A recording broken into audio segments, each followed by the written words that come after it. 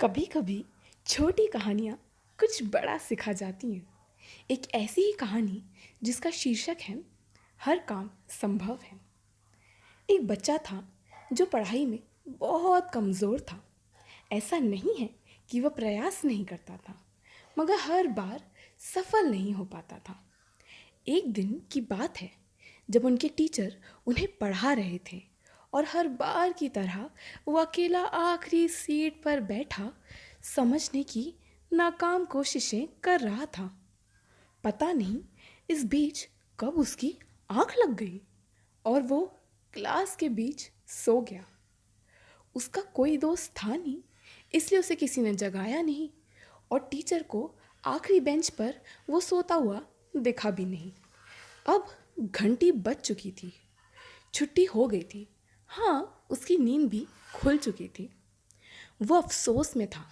सोचा कि अगर टीचर ने कल प्रश्न पूछा तो वो क्या जवाब देगा, ये कि वो सो गया था।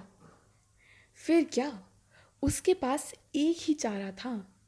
जो बचे 4 आखिरी प्रश्न जो ब्लैक बोर्ड पर थे, उससे उन्हें हल करना ही होगा।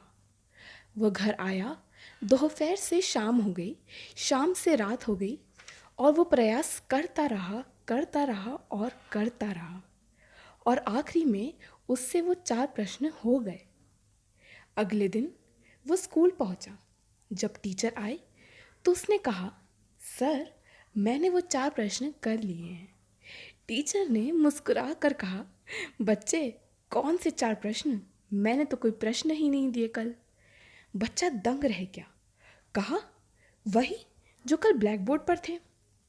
टीचर हैरान उसके पास पहुँचे, उसके प्रश्न का हल देखा और फिर कहा, बच्चे, कल मैं तुम सबको ये बता रहा था कि ये वो 4 प्रश्न हैं। जी हाँ, ये वो 4 प्रश्न हैं जो आज तक कोई हल नहीं कर पाया है। लेकिन तुमने ये कैसे कर लिए? बच्चा एक हल्की सी मुस्कान लिए कह पड़ा, सर, कल मैं क्लास के बीच में सो गया था। जब मैं उठा तो मेरे लिए वो 4 प्रश्न एक चुनौती थी, लेकिन बाकी सबके लिए वो एक असंभव काम। इसलिए बाकी बच्चों ने प्रयास तक नहीं किया।